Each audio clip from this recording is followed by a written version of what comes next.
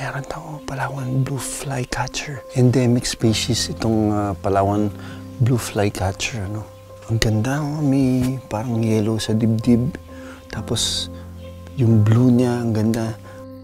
Ang Palawan blue flycatcher, tahimik din na patalon-talon sa lupa para maghanap ng pagkain.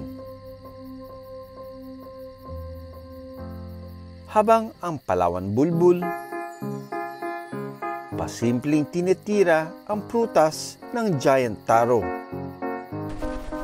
Sabay lipad. Hindi lang mga ibon ang nag-i-enjoy sa pabuffet ni Inang Kalikasan. Pati ang mga mammal tulad ng Northern Palawan Tree Squirrel at ang Palawan Tree Shrew nakikigulo rin.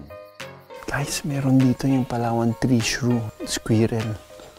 Ang haba ng nguso niya kumpara sa mga ibang squirrel na mas pango ang nguso. Yung movement nila medyo maliksi.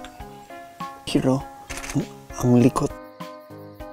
Dang-dang inaamoy at inuusisa ng Palawan Tree Shrew ang lupa.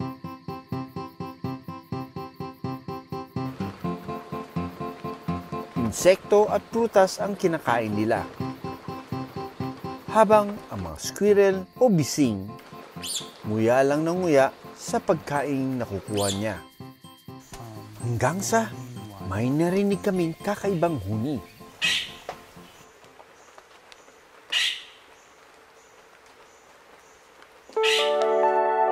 Ito na raw ang inaantay naming tandikan. So, narinig natin na lalaki. Nandito lang siya. Nagbunga ang aming paghihintay. Nasaan? Nasaan dyan? Hindi ko makita. Sa tama mo. Yung kulay itim?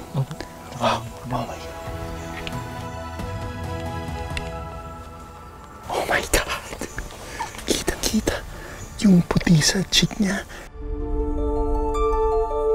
Kaya siya tinawag na white cheek. Palawan peacock pheasant. Finally, first time to see a real wild Palawan peacock pheasant. The reason why I'm talking like this is the most elusive sought bird ng mga birders.